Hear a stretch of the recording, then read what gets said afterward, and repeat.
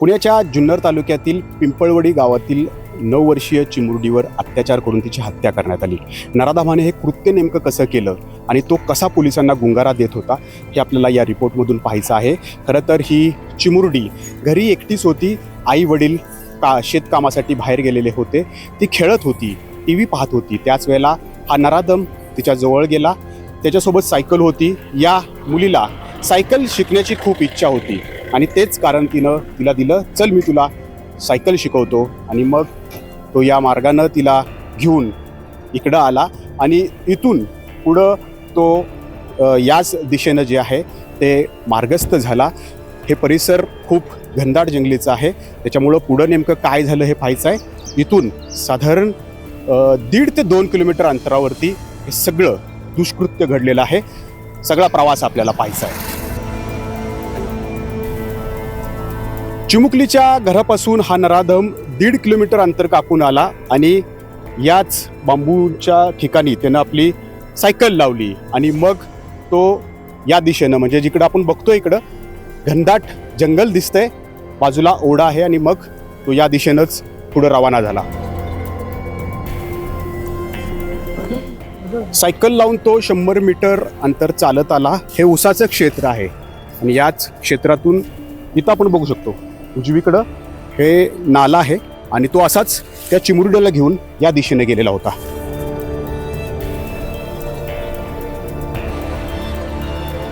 या ऊसाच्या जंगलात सुद्धा 100 मीटर आत आल्यानंतर नेमकं ही दुर्घटना कुठं घडलेली आहे, दुष्कर्म त्यानं कुठं केलेलं आहे याचा शोध घेण्यात आला. त्यावेळेला या ठिकाणी या चिमुरडीचा मृतदेह जो आहे तो या ठिकाणी हाती लागला आणि त्यानंतर सर्वांनाच धक्का बसला. कारण सुरुवातीला ती हरवली आहे असं या ठिकाणी तक्रार दाखल करण्यात आलेली होती. मात्र तिचा शोध जेव्हा घेण्यात आला आणि तोच शोध घेत असताना हा नराधम या सर्वांच्या, म्हणजे या ग्रामस्थांच्या आणि पोलिसांच्या सोबतच या ठिकाणी वावरत होता.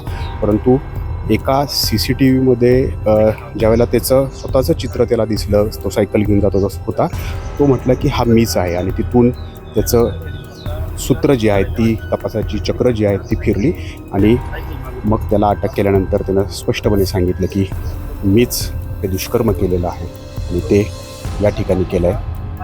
ही जी घटना आपण तिथलं परिसर जे आहे ते आपण या ठिकाणी पाहतोय.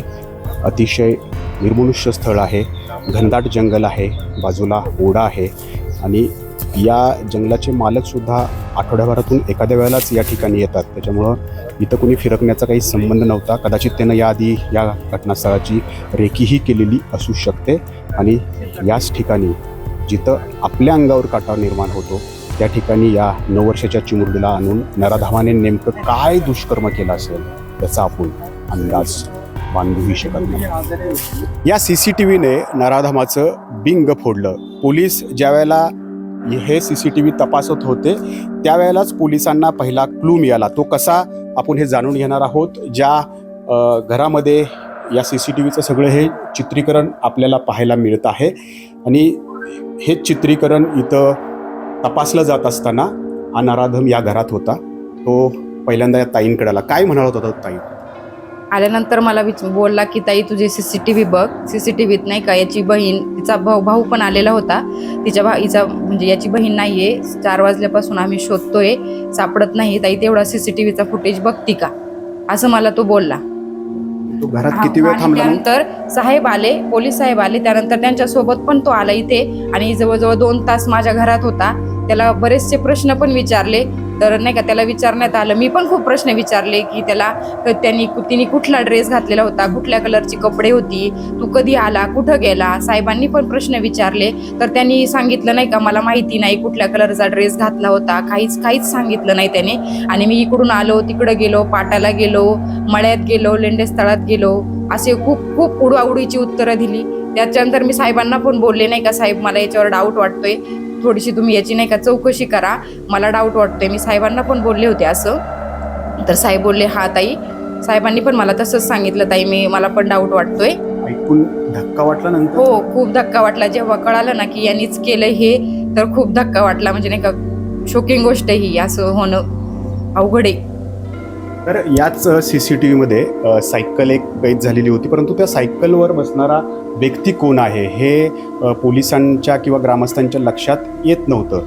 मात्र जेव्हा तो स्वतःच जसं तो यामध्ये दिसला तर तोच उच्चारला त्यानं की मीच हा आहे, आणि हाच पहिला क्लू जो आहे तो या ठिकाणी पोलिसांच्या तपासातला महत्त्वाचा धागा ठरला. आणि तिथून तपासाची चक्र ही या नराधमाच्या भोवती फिरायला लागली आणि पोलिसांनी नंतर त्याची कसून चौकशी केली आणि पुढं जे घडलं ते सर्वांच्या समोर आहे, जे अतिशय धक्कादायक आहे, संतापजनक आहे आणि या नराधमाची विकृती समाजासमोर आणणारी आहे. हरवलेल्या चिमुरडीचा या घनदाट जंगलामध्ये आणि आजूबाजूच्या ओढ्या नाल्याजवळ शोध घेतला जात होता. त्यावेळेला या पोलिसांसोबत किंवा या ग्रामस्थांसोबत तो नराधम सुद्धा या ठिकाणी वावरत होता. काय तो तुमच्यासोबतच फिरायचा म्हणे तुम्ही शोध घेत असताना?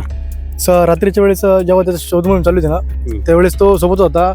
त्यावेळेस तो असं दाखवत होता नाही का की मी नाही, हा गुन्हेगार मी नाही का, असं तो दाखवण्याचा प्रयत्न करतो. मुलगी हरवली होती तर सापडण्याचा ज्यावेळेस प्रयत्न चालला होता त्यावेळेस त्या कॅमेऱ्यात आपल्या संशयमधून भेटला तो नाही का, तो स्वतः त्यांनी कबुली दिली की हा का मी सायकल मीच चाललेलो आहे. तर ते पाहत आणि त्यांनी 1-2 वेळा जागा आम्हाला दिशाभूल केली नाही का, इकडे हा स्पॉट आहे तो स्पॉट आहे. नंतर मग शेवटी त्यानंतर पोलिसांनी थोडंसं किती वेळ तो साधारण किती वेळ तुमच्यासोबत फिरत होता ही सगळी दुर्घटना घडल्यानंतर? बराच वेळ होता. तो CCTV सुद्धा चालू होते. तर CCTV फुटेज आम्ही जेव्हा पाहत होतो तेव्हा तो सोबतच होता, पण कुणाला काही संशय त्याच्यावर काही नव्हताच. त्याच्यानंतर तो इकडे आला, तिथे एक पुढे बंगला आहे, तिथे एक CCTV, तिथे त्याची सायकल जाताना दिसली, पण थोडीशी ती अदृश्य दिसली. परंतु तो तुमच्यासोबत ज्या वेळेला वावरत होता त्याच्या चेहऱ्यावरती काय दिसत होतं का? त्याने काय असं काय दुष्कृत्य केलेलं आहे? असं काही दिसलंच नाही आम्हाला, काही दिसलंच असं काही दिसत होतं? काय नाही तो फार असा फ्री मध्ये बघा, जसं आपल्या आता फिरतोय आपण अशा पद्धतीनेच फिरायचं. तो पश्चाताप काही दिसत नव्हता तोंडावर? काहीच नाही. नाही. जेव्हा पोलीस CCTV पाहत होते ना, त्यावेळेस त्याची सायकल गेली, तो पोलिसांना सांगायचा की एक हा मीच आहे म्हणून. बरं. म्हणजे इतकं असं एवढ्या लेवलला जर बोलणं म्हटल्यावर काय त्याचं म्हणजे कॉन्फिडन्स त्याच्या असं त्याच्याकडे बघून काय त्यानं असं काय केलंय असं वाटतं? नाही काहीच वाटत नव्हतं, वाटतच काहीच नाही. नव्हतं थोडं पण असं काही. असं बोलू असं सांगू शकत नाही कोण का हा करू शकतो असं काय, असं वाटत नव्हतं चेहऱ्यावरून. असं दाखवत होता नाही का मी काय मग केलं तुम्हाला जेव्हा वाटलं कळलं की अरे हेनच केलंय आणि तो आपल्या फिरत होता, मग धक्का बसला असेल. म्हणजे परागदी तुम्ही आता पाहिलं असेल, इतकं ते घनदाट जंगल, अक्षरशः आमच्या डोळ्यात पाणी आलं. आमच्या मळ्यातली गावातली सगळी पोरं साहेब रात्रीचं ऊसात एवढं फिरलेत, ह्या वावरात जा त्या वावरात जा, अक्षरशः इथे बिबट्याची एवढी भीती तरी सुद्धा गेली का. आता आपलेच म्हणजे ही घटना घडली, अक्षरशः अंगावर काटे आले आमच्या. आपल्यासोबत फिरणारच नराधम आहे हे ऐकल्यावर धक्का बसला. बसणारच ना साहेब. आणि तो सांगत पण होता इथे पोलिसांना सुद्धा दिशाभूल करत होता. दिशाभूल करत होता तो. जर त्या मुलीचा शोध ज्या वेळेला सुरू होता त्यावेळेला हा नराधम या ग्रामस्थांसोबत पोलिसांसोबत या घनदाट जंगलामध्ये आणि ठिकठिकाणी जिथं ओढे नाले आहेत ज्या ठिकाणी तिचा शोध घेतला जात होता त्यांच्यासोबत होता. ते पोलीस जे आहेत ते या दुर्घटनेच्या ठिकाणी म्हणजे इथून पुढं आहे ती दुर्घटना झालेलं स्थळ त्या ठिकाणी पोहोचू नयेत म्हणून तो पोलिसांची ग्रामस्थांची दिशाभूल करत होता. त्यांना गुंगारा देण्याचा प्रयत्न त्याच्याकडून वेळोवेळी जो आहे तो या ठिकाणी केला जात होता. म्हणजे त्याच्या चेहऱ्यावरती इतकं दुष्कृत्य केल्यानंतर सुद्धा पश्चाताप नव्हता.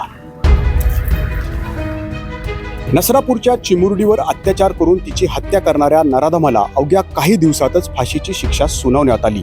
आता पिंपळवंडीमधल्या चिमुरडीवर अत्याचार करून तिची हत्या करणाऱ्या नराधमाबाबतही अशीच पावलं उचलावीत आणि हे प्रकरण फास्ट ट्रॅक कोर्टात चालवावं, त्याला फाशीची शिक्षा तातडीनं सुनावण्यात यावी अशी मागणी पिंपळवंडीचे ग्रामस्थ करतायत.